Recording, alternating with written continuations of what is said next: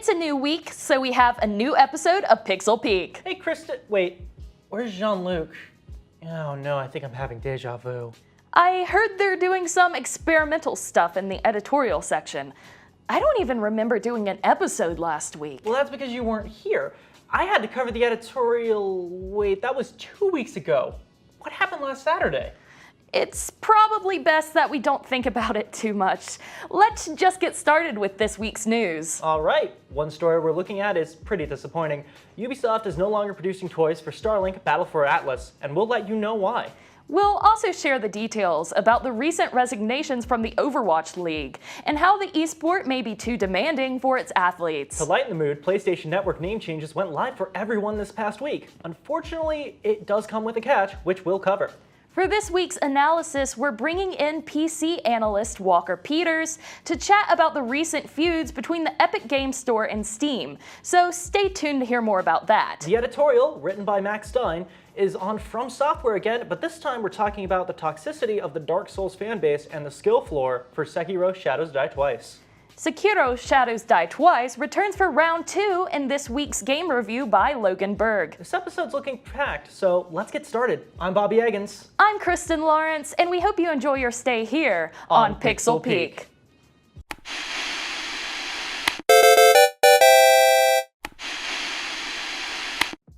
On Monday, Jen McLean, executive director of the Independent Game Developers Association, announced that she will be stepping down from her position at the company to pursue a career elsewhere. She had held the position for just under 2 years and will be temporarily succeeded by Lucian Parsons, the chair of IGDA's board, while the organization looks for someone to replace McLean more permanently. Under McLean, the IGDA took strides to include a more diverse array of developers, founding chapters in Pakistan, Turkey, Kenya, and Brazil. McLean also oversaw the creation of special interest groups within the organization, including groups for Latinx and Muslim developers.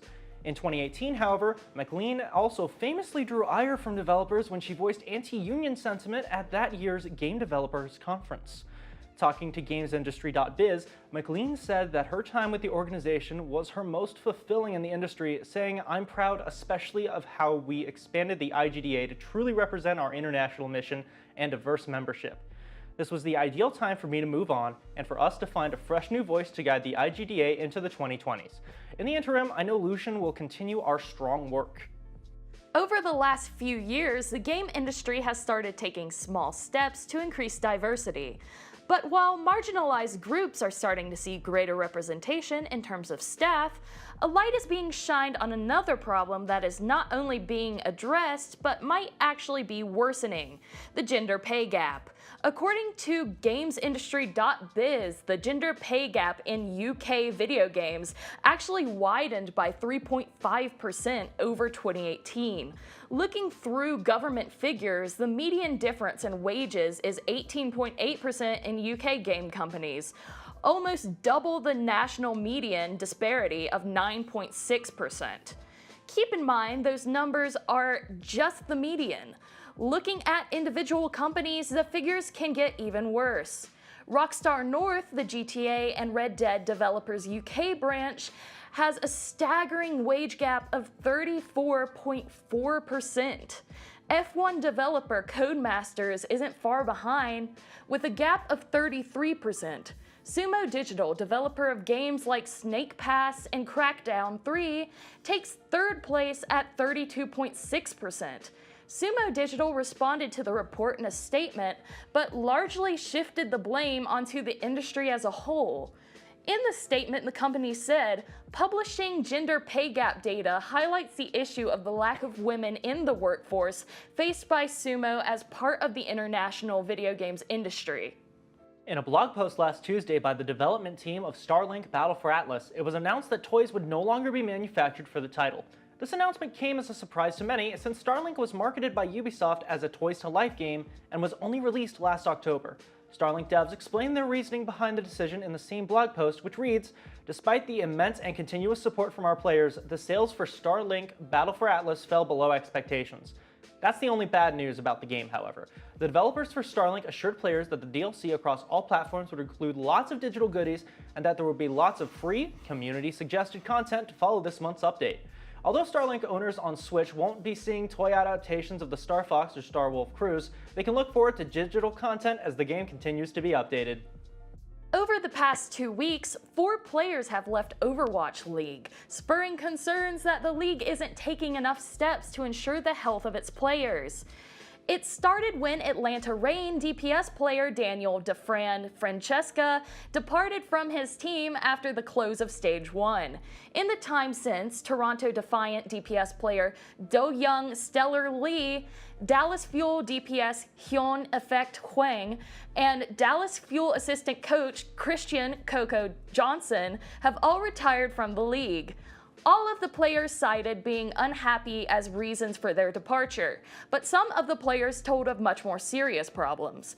Coco told fans that he didn't enjoy Overwatch anymore and wanted to leave Southern California. But Stellar and Effect mentioned much more serious mental issues. Stellar cited struggles with self-harm and thoughts of suicide, and Effect said that he struggled greatly with shame and depression, becoming worried that he might act on suicidal thoughts in a heated moment if he continued on as he had been. Heading into this season, the league took steps to try and lighten the load on players, like reducing the number of games played in a season and hiring sports psychologists for players to consult with. But after the last few weeks, it looks like these might have been inadequate measures. Back in Season 1, Episode 6 of Pixel Peak, we talked about Sony's announcement to allow username changes on PSN, and last Wednesday that announcement came to fruition in a system update. Unfortunately, everything detailed last October about the effects of name changes still hold true. Only games published after April 1st, 2018 fully support the name change capability, so trophies and in-game currency could be lost on any titles published before that date. Some notable examples of games that could have issues with PSN name changes include Bloodborne, Uncharted 4, Grand Theft Auto 5, The Last of Us, NBA 2K19, and Warframe, all part of a full list of incompatible titles available on PlayStation's website. What has come to light this time around is pricing. The first name change will be free of charge, but any more changes come accompanied with a $10 fee for players not a part of the PlayStation Plus subscription. For subscribers, name changes will cost half as much, but either way, the change can only be made on PS4 systems. Anyone still playing online on a PS3 or Vita will have to deal with their original ID, and anyone considering a name change on a PS4 should do so at their own risk. And that does it for this week's news. Let's sit down with our PC analyst Walker Peters for this week's analysis. The online gaming store wars are in full swing with Steam and the Epic Game Store as the main conflict. Here to talk, we have PC analyst Walker Peters with more details on the matter. Thanks for joining us, Walker. What does the relationship between Steam and the Epic's Game Store look like currently? So the big thing is the Epic Game Store is the first service that's really directly trying to compete with Steam. Of course, there are other services like Good Old Games, Humble Bundle, but they either interact favorably with Steam or just have their own niche that they're trying to cover. Epic Game Store, on the other hand, is trying to take Steam's market share and sort of become a new de facto gaming marketplace on PC. So in response to Epic Store's exclusives, people have been review bombing the same games on Steam. Is this an effective way to get the attention of the developers of these games? Well, it will get their attention, of course, but I don't know if it'll do much more than that.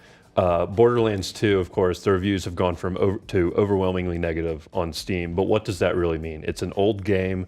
Most people who want to play it have already bought it. The only thing it's really accomplishing is telling the developers how they feel, but that might not lead to any impact on any sales whatsoever. They could just be screaming into the void, basically. Does exclusivity in the PC storefront compare to what we've seen with console wars? So that's a comparison a lot of people have brought up as soon as they heard about the whole Epic Games exclusives. But it's not completely the same, of course, with a console. If I own a PS4 and not an Xbox and I want to play an Xbox exclusive, I have to go out and buy a whole Xbox for $300 or so. And that's not really comparable to just downloading a new launcher. Regardless of whether or not I like the launcher's features or want it on my computer, it's way cheaper, less time consuming, and less of a hassle for me. Of course, some people still don't like the idea that things are gated by exclusivity. They'd rather have a more open market, but that's a different issue. So you mentioned stores like Good Old Games and Humble Bundle earlier. Why is Epic Game Store the first one we're hearing about competition when things like Good Old Games, Uplay have been around for a while? So like I said, they're the first one really trying to break into Steam's market share their marketplace ecology. A lot of the other stores you've listed, Good Old Games, of course, they sell a lot of things, but they specialize in old games. For example, games that you might play on MS-DOS or old Elder Scrolls games like Arena. Other stores like Humble Bundle actually work through Steam. Devs can generate their own Steam keys and sell them through places like Humble Bundle or other key selling websites. And then you have the publisher specific launchers like the Bethesda launcher, Uplay, Origins, where rather than a publisher trying to compete with Steam, they're just saying we'd rather have our own share of the money that Steam is taking, so we're going to move everything onto our own launcher. Epic, on the other hand, is trying to create a launcher that is equal in features and content to Steam, but they aren't quite there yet. Of course, Steam's had a 15 or so year lead, so that's to be expected. So what is the general consensus on how the Epic Game Store is establishing itself in the PC gaming market? Well, if you look online, you'll see a lot of unhappy, negative comments about it. Of course, this can just be a loud minority, but the general feel that you get around if you look is that people don't really like the idea of exclusives on PC. And that's without bringing up any of the other issues that they believe the Epic Game Store has. But could you repeat the question again? What is the general consensus on how the Epic Game Store is establishing itself in the PC gaming market? So one advantage the Epic Game Store does have, aside from the disadvantage I've just listed to, is it is almost omnipresent on a lot of younger users' computers. Because of the massive popularity of Fortnite, there are plenty of our newer PC gamers, children, young teens. The Epic Game Store is something or the Epic Games launcher is something they're familiar with compared to people like me who grew up with Steam. They're going to be growing up with the Epic Games launcher. So if Epic Games can maintain that audience, then that's a huge advantage for them. So does the current state of the Epic Game Store compare to the experience one gets from Steam? Absolutely not. Of course, I mentioned the Steam store did have a very large head start of about 15 or so years, but it just has so many more features than the Epic Game Store, such as streaming, online communities, achievements, user-generated content, the numerous sales, whereas the Epic Game Store doesn't have a functional shopping cart yet.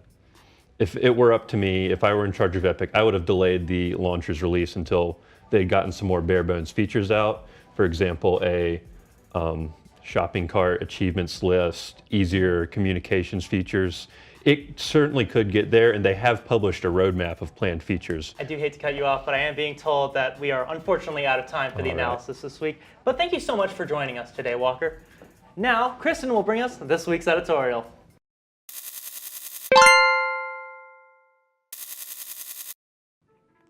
On March 22nd, From Software released Seikiro, Shadows Die Twice, a game that follows a shinobi through feudal Japan while trying to protect the divine heir that he has sworn to look after. Like most FromSoft games, Seikiro consists of a beautiful world full of fascinating lore and packed to the brim with brutal enemies that try to keep the shinobi from advancing through it. The combat is lightning fast and incredibly demanding. A single wrong move made in a split-second decision can lead players to their untimely demise. For a lot of people, the game is too difficult to enjoy, but the world and its inhabitants are enough for it to look enticing regardless.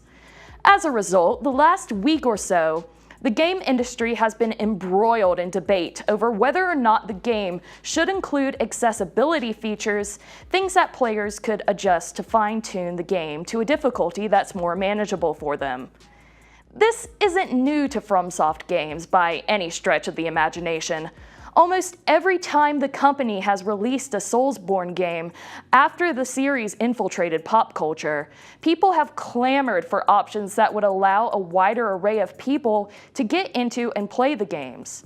The conversation around Seikiro hit fever pitch over the weekend, however, when PC Gamer's James Davenport posted a story called "I beat Sekiro's final boss with cheats and I felt fine." In the article, Davenport recounts his experience with the game's final boss, an incredibly long and punishing 4-part fight that sends the game's difficulty level spiking through the roof. After trying and failing on the boss for days, Davenport downloaded a mod for the game that allowed him to slow the game down to a speed that was more his pace. He said that he originally intended to use the mod for practice before speeding the game back up to full speed, but the fight felt so good at 50% that he ended up seeing it through and finished it that way. This sent rabid FromSoft fans into a frenzy. In a tweet that's now seeing rounds on the internet as a copypasta, one user quote tweeted the article saying, "You cheated not only the game, but yourself. You didn't grow, you didn't improve, you took a shortcut and gained nothing. You experienced a hollow victory. Nothing was risked and nothing was gained. It's sad that you don't know the difference." The tweet, while being beyond melodramatic, is also emblematic of a huge problem in the world of gaming. It's a glimpse into the elitism and gatekeeping that plague communities both inside and out of the FromSoft fandom. Davenport didn't do anything wrong. He didn't hurt anyone. He didn't cheat in a way that affected anyone's experience but his own. The last boss of Seikiro is not only head and shoulders above the rest of the game's offerings in terms of difficulty, but a torso, abdomen, and even upper thighs above as well. It's a wall that comes upwards of 30 hours into the game, right at the very end. It took our lead writer Mack Stein almost as long to beat the final boss as it did for him to tackle the rest of the game. All Davenport did was download a mod that, in all honesty, probably should have come with the game to begin with. Not everyone has the time or patience to bash their heads against a brick wall until they finally break through. For those people, many gamers have nothing but disdain and toxicity. They're not considered real gamers, whatever that means. A lot of hardcore FromSoft fans take immense pride in their slow grinds through the developers' projects. Without any customizable features that change what the game demands of players, they can seem like a sort of egalitarian experience, wherein everyone goes up against the same challenges at the same difficulty. When someone like Davenport gets around these struggles with outside help, even though it doesn't affect anyone's experience but his own, that idea shatters into a million pieces. Their responses to someone taking an easier route through a game or boss are to scoff, send toxic comments, and label the perpetrator as a fake gamer. This doesn't only reflect poorly on the individuals themselves, but it leaves a dark stain on the community as a whole. It drives away prospective players. Hidden among a slew of hatred in the comment section of Davenport's story is a note that reads, "The overwhelmingly negative reaction from this article sums up why I can't stand the Souls community. Whether it be the constant elitism, gatekeeping, or toxicity from software's fan base just keeps finding ways to make me not want to play their games." At the end of the day, not everyone is into gaming for the same reasons. FromSoft makes incredibly difficult games, but to boil them down to just that is beyond reductive. The Soulsborne games and Seikiro alike are home to some of the most beautifully crafted worlds and deep, thoughtful lore in gaming. If players want to enjoy those aspects of the game without grinding on bosses for hours at a time, they should be allowed to do so without being subjected to vitriol from purists. The response to this is often to tell people that the games aren't for them then, or that they should just watch a playthrough of the game. This kind of gatekeeping is wholly unnecessary and misses the point of playing a game much more than cheesing a boss at half speed does. People should be able to play games the way they want and immerse themselves in them regardless of their skill. It's not about growing or improving to everyone. Some people learn their life lessons away from games and subsequently play them just for fun. That should be okay. Just let people enjoy themselves. And now over to Logan Berg for this week's game review. Feudal Japan, a realm born of blood spilled by warlords, and just the same, a land tainted by unrest, threatened by the supernatural, and obsessed with ill-gained immortality. Look now, young shinobi, this is the world of Seikiro, Shadows Die Twice.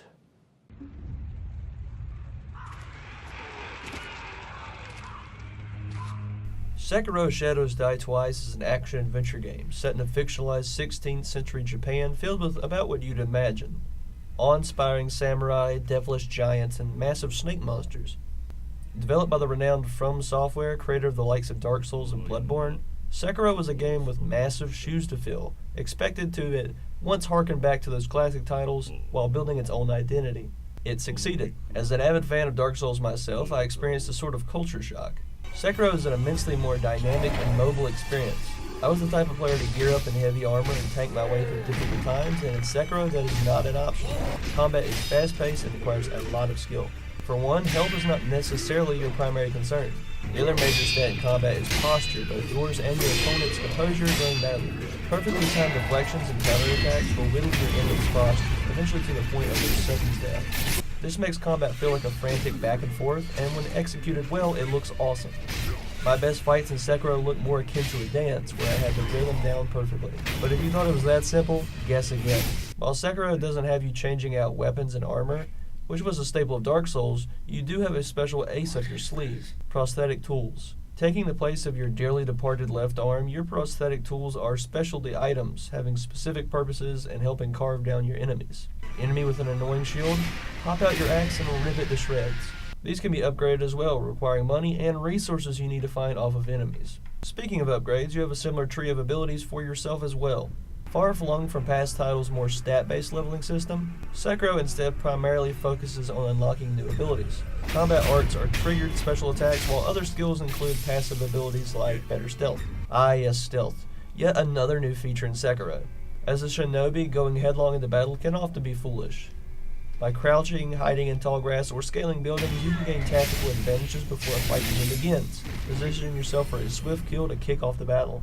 A lot of Sekiro's new movement capabilities, from jumping to the more entertaining grappling hook, enable this style of play. So those are the major changes from the typical From Software formula. Let's look at some similarities. Chiefly, there's quality. From world design to gameplay, all the elements of this game build upon each other. Just as the game's world is about the chaos of war, the combat reflects that same intensity. Just as the central plot revolves around the mysteries of immortality, the game's resurrection system, where you're essentially given 2 lives, matches. From Software is simply a master at nailing thematic unity in their games. Let's hit a little bit on the world design itself. You play as Wolf, an orphan shinobi dedicated to protecting your young master with magical heritage. The storytelling behind this narrative is more straightforward than is typical from the developers, with some proper cutscenes, but there's still a host of lore nestled in item descriptions and general connections players can make. And naturally, the Japanese setting opens the way to some beautiful and exotic locales. The design of the characters within this world are equally interesting. As is the norm with From Software, the design of bosses is an especially high mark. Fearsome foes like Gyubu the Demon were amazing to fight, from the introductions to the layers to the mechanical playstyles. There's also your classic gimmick bosses, like the ones who can't be harmed in conventional ways. All in all, Sekiro Shadows Die Twice is a beautiful tapestry, weaving the right blends of action-packed combat, interesting aesthetics, incorporating old strengths, and building new mechanics in one expertly coordinated title. For me, Sekiro is an instant classic, and a game I'm more than excited to keep playing, even if it means I have to keep getting utterly destroyed by a magic missile-ing grandma. Seriously, how is she so fast? Sekiro Shadows Die Twice more than deserves its place at the top of the mountain. Do you think yourself prepared, Shinobi, to brave the challenges ahead and save the divine heir? Think again, and now to Senseis Bobby and Jean-Luc. Jean-Luc's not here, Logan. I think he's a little loopy from whatever happened last week. Just wait until next week, Bobby. What do you know that I don't, Kristen? The real question is, who doesn't know what you don't? Our incredible crew? Yep, thanks to writers Tanner Mazzell and Mack Stein, reviewer Logan Berg, and producers Kyle Presley and Caitlin Halley for making this episode possible. Be sure to follow us on Facebook, Twitter, and Instagram at PixelPeak@AppTV for regular updates on the show. You can also find us live on AppTV and YouTube every Saturday at 2 p.m. Thank you so much for watching, and we hope you enjoyed your stay here on Pixel Peak.